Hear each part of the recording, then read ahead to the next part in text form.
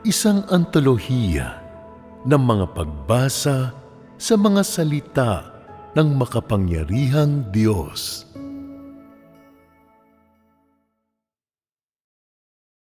Tungkol sa Biblia.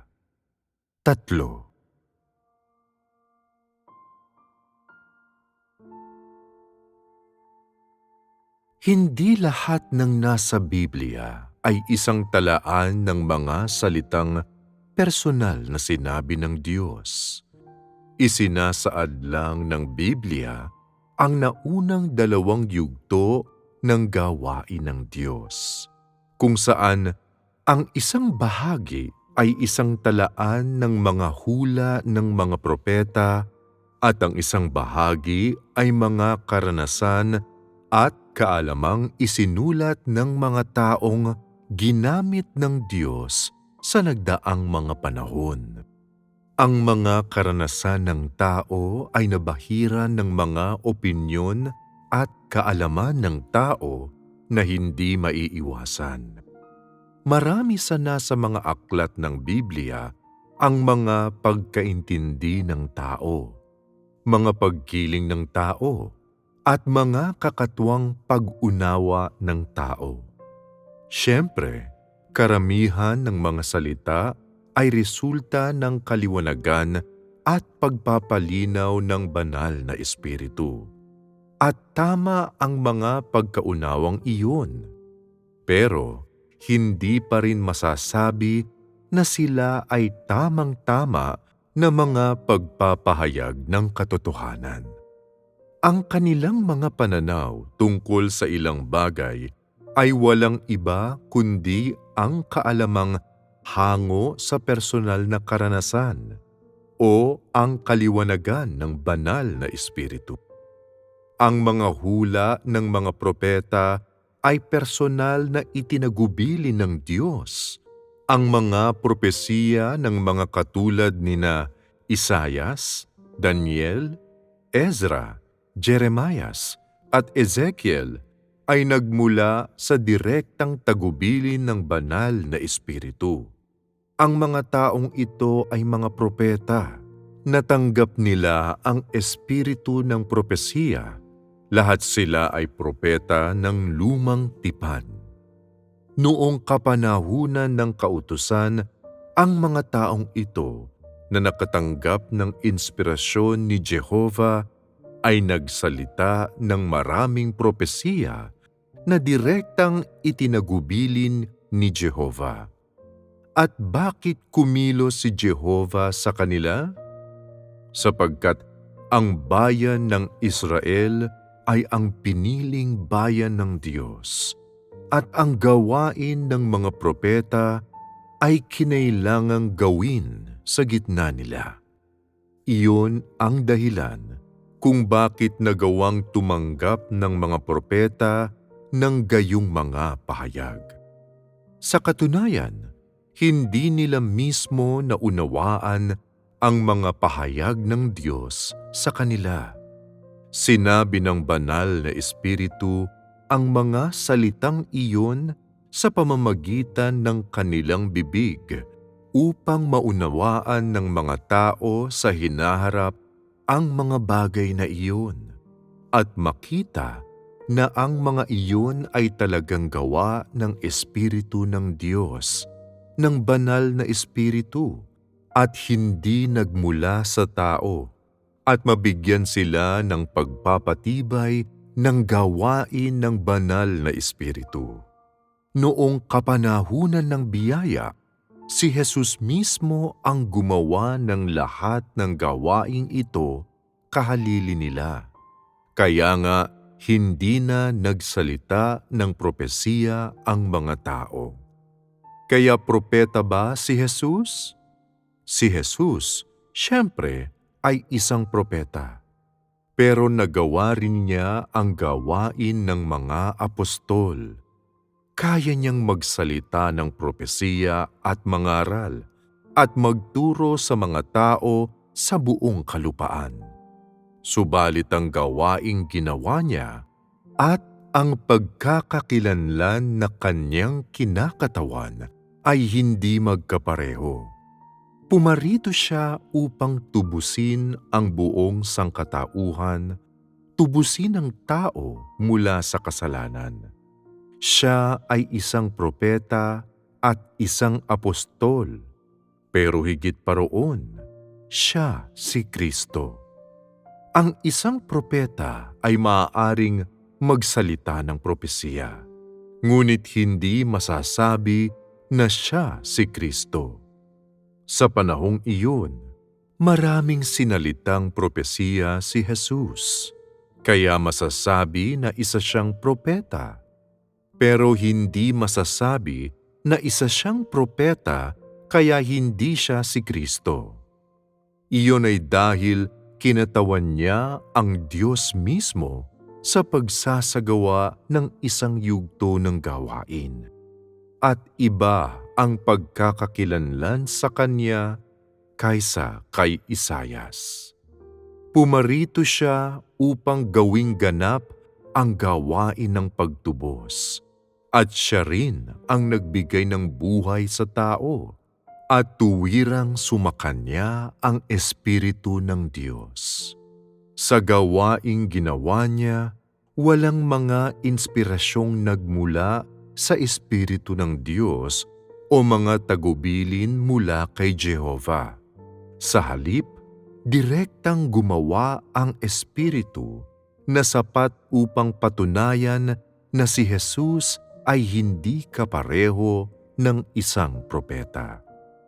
Ang gawaing ginawa niya ay ang gawain ng pagtubos na pinangalawahan ng pagsasalita ng propesiya. Siya ay isang propeta, isang apostol, at higit pa riyan, siya ang manunubos. Samantala, ang mga manghuhula ay maaari lamang magsalita ng propesiya at walang kakayahang kumatawan sa Espiritu ng Diyos sa paggawa ng anumang iba pang gawain. Dahil maraming ginawa si Jesus na hindi pa nagawa ng tao kailanman, at ginawa ang gawain ng pagtubos sa sangkatauhan, naiiba siya sa mga katulad ni Isayas. Ayaw tanggapin ng ilang tao ang patuloy na daloy ng gawain ngayon dahil naging balakid ito sa kanila. Sabi nila, sa lumang tipan, maraming propeta ring nagsalita ng maraming mga salita. Kaya bakit hindi sila ang Diyos na naging tao? Ang Diyos ng kasalukuyan ay nagsasalita ng mga salita. Sapat na ba yan para patunayan na siya ang Diyos na nagkatawang tao? Hindi mo itinataas ang Biblia, ni pinag-aaralan ito. Kaya ano ang batayan mo para sabihin na siya ang pagkakatawang tao ng Diyos?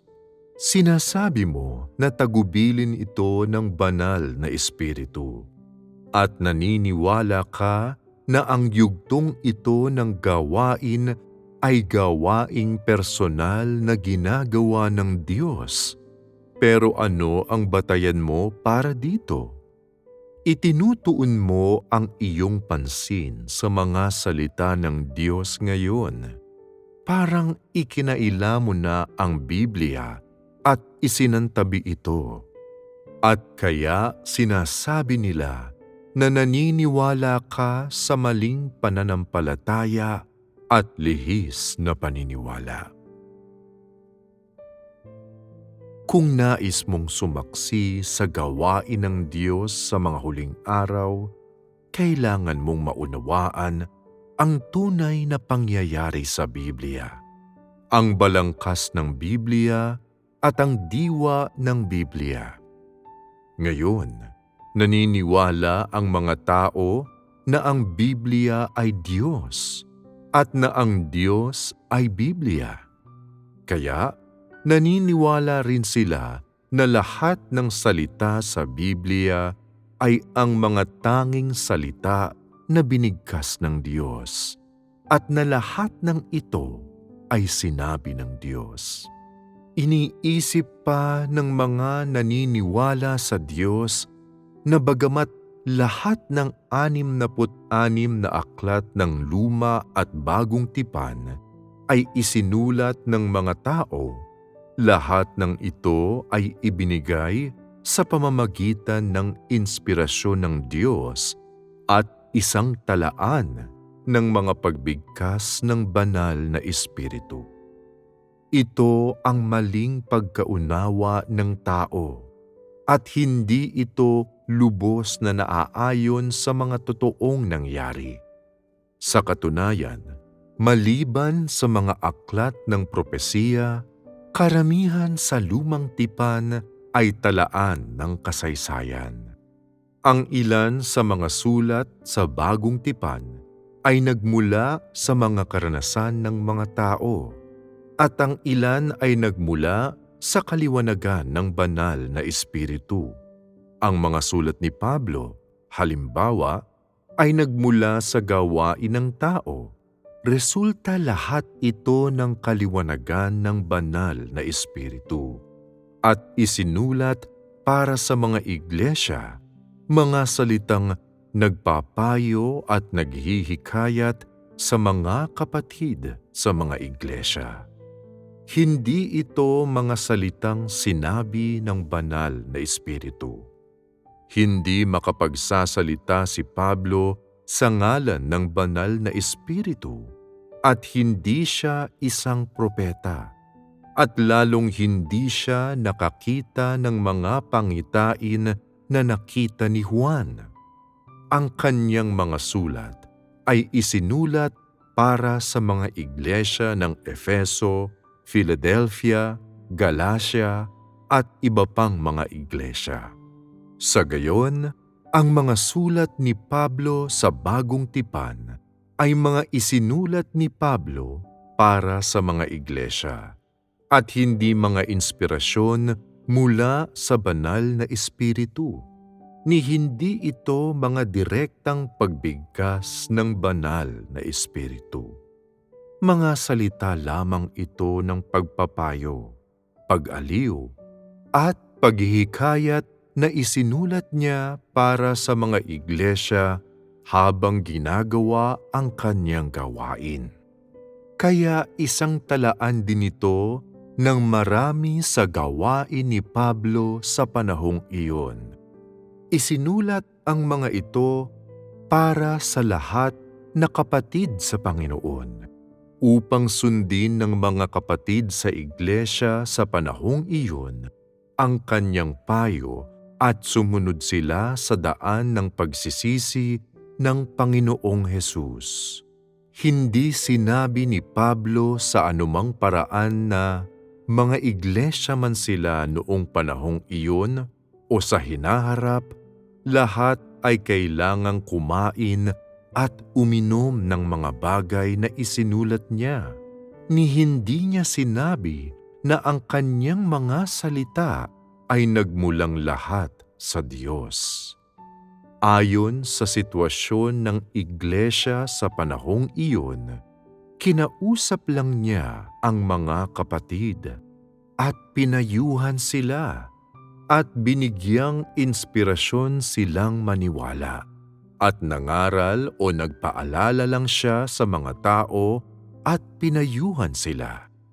Ang kanyang mga salita ay batay sa kanyang sariling pasanin at sinuportahan niya ang mga tao sa pamamagitan ng mga salitang ito. Ginawa niya ang gawain ng isang apostol ng mga iglesia noong panahong iyon. Isa siyang manggagawa na ginamit ng Panginoong Hesus at sa gayon ay kailangan niyang tanggapin ang responsibilidad para sa mga iglesia at kailangan niyang isagawa ang gawain ng mga iglesia. Kinailangan niyang malaman ang mga sitwasyon ng mga kapatid at dahil dito, sumulat siya ng mga sulat para sa lahat ng kapatid na nasa Panginoon. Lahat ng sinabi niya na nakapagpapatibay at positibo sa mga tao ay tama, pero hindi nito kinatawan ang mga pagbigkas ng banal na espiritu, at hindi nito maaaring katawanin ang Diyos. Napakasamang pagkaunawa at napakalaking kalapastangan sa Diyos ang tratuhin ng mga tao ang mga talaan ng mga karanasan at mga sulat ng isang tao bilang mga salitang sinabi ng banal na espiritu sa mga iglesia. Totoo yan, lalong-lalo na kapag nagmumula ito sa mga sulat ni Pablo para sa mga iglesia, sapagkat ang kanyang mga isinulat ay para sa mga kapatid batay sa mga kalagayan at sitwasyon ng bawat iglesia sa panahong iyon, at ginawa upang payuhan ng mga kapatid sa Panginoon, upang matanggap nila ang biyaya ng Panginoong Hesus. Ang kanyang mga sulat ay ginawa para pukawin ang mga kapatid noong panahong iyon. Masasabi na ito ang sarili niyang pasanin, at ang pasanin ding ibinigay sa kanya ng banal na espiritu. Tutal naman, isa siyang apostol na namuno sa mga iglesia noong panahong iyon, na sumulat ng mga sulat para sa mga iglesia at pinayuhan sila. Iyon ang kanyang responsibilidad. Ang kanyang pagkakakilanlan ay isa lang siyang naglilingkod na apostol, at isa lang siyang apostol na isinugo ng Diyos. Hindi siya isang propeta ni isang manghuhula. Para sa kanya, ang sarili niyang gawain at ang buhay ng mga kapatid ang pinakamahalaga. Sa gayon, hindi siya makapagsasalita sa ngalan ng banal na espiritu. Ang kanyang mga salita ay hindi mga salita ng banal na espiritu, at lalong hindi masasabi na mga salita iyon ng Diyos, sapagkat si Pablo ay nilalang lamang ng Diyos at tiyak na hindi ang pagkakatawang tao ng Diyos. Ang kanyang pagkakakilanlan ay hindi kapareho ng kay Jesus. Ang mga salita ni Jesus ang mga salita ng banal na espiritu. Ito ang mga salita ng Diyos, sapagkat ang kanyang pagkakakilanlan ay kapareho ng kay Kristo, ang anak ng Diyos. Paano siya makakapantay ni Pablo? Kung ituturing ng mga tao ang mga sulat o salita na katulad ng kay Pablo bilang mga pagbigkas ng banal na espiritu, at sinasamba ang mga ito bilang Diyos, masasabi lamang na masyado silang hindi maselan. Sa mas masakit na pananalita, hindi ba ito'y wala ng iba kundi paglapastangan sa Diyos? Paano makapagsasalita ang isang tao sa ngalan ng Diyos? At paano yuyukod ang mga tao sa mga talaan ng kaniyang mga sulat at ng mga salitang kaniyang sinabi na parabang ang mga ito ay isang banal na aklat o isang makalangit na aklat? Maaari bang mapagwalang bahalang bigkasin ng tao ang mga salita ng Diyos? Paano makapagsasalita ang isang tao sa ngalan ng Diyos? Kaya ano ang masasabi mo? Maaari bang hindi mabahiran ng sarili niyang mga ideya ang mga isinulat niya para sa mga iglesia? Paano hindi mababahiran ang mga ito ng mga ideya ng tao? Isinulat niya ang mga sulat para sa mga iglesia batay sa personal niyang mga karanasan at sarili niyang kaalaman.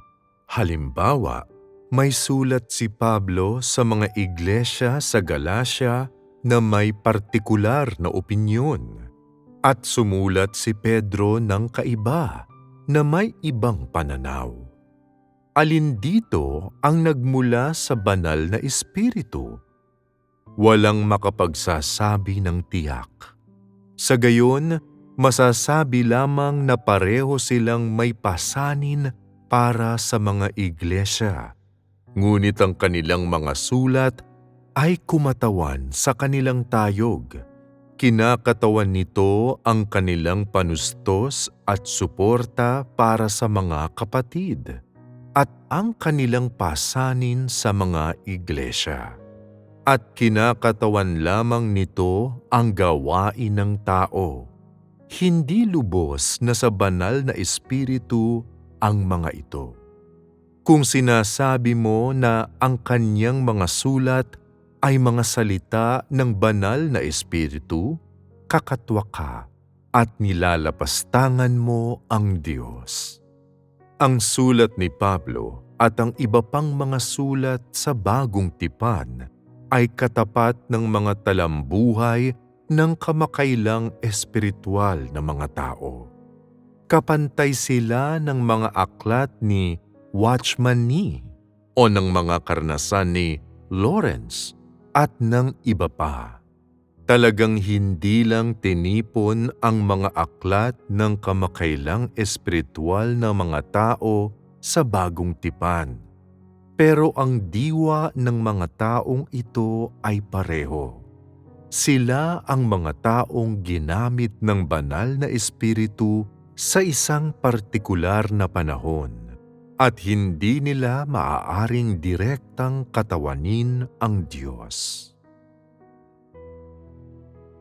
Ang Ebanghelyo ni Mateo sa Bagong Tipan ay itinatala ang talaangkanan ni Jesus. Sa simula, sinasabi rito na si Jesus ay inapo ni Abraham at ni David at anak ni Jose.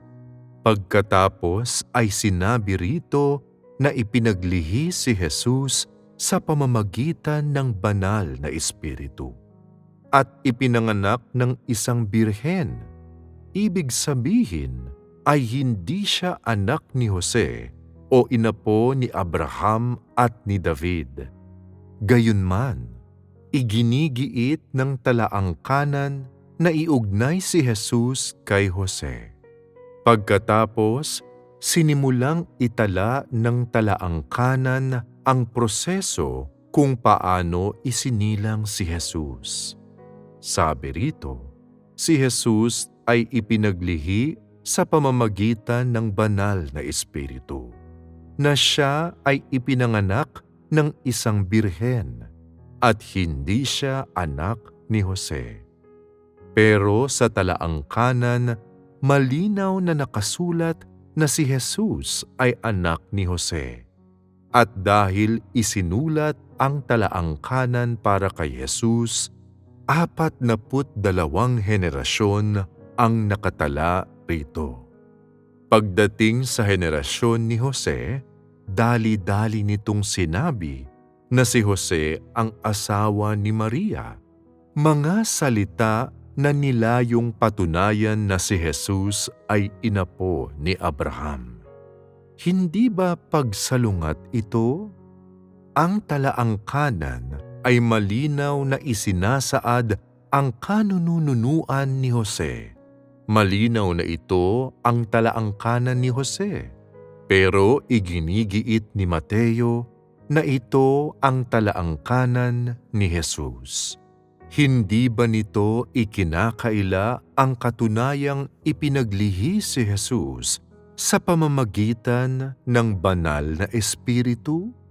Sa makatuwid, ang talaangkanan bang sinabi ni Mateo ay hindi ideya ng tao? Nakakatawa ito.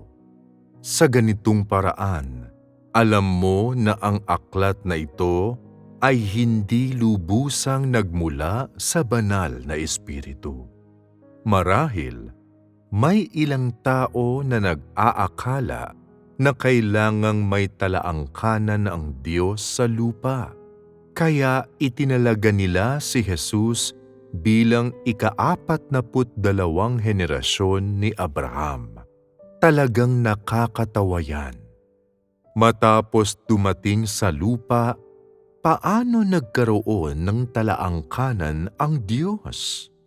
Kung sinasabi mong may talaangkanan ng Diyos, hindi ba niyo siya inihahanay sa mga nilalang ng Diyos? Sapagkat ang Diyos ay hindi nagmula sa lupa. Siya ang Panginoon ng sangnilikha. At bagamat siya ay may katawang tao, hindi magkatulad ang diwa niya at ng tao. Paano mo ihahanay ang Diyos na katulad ng uri ng nilalang ng Diyos?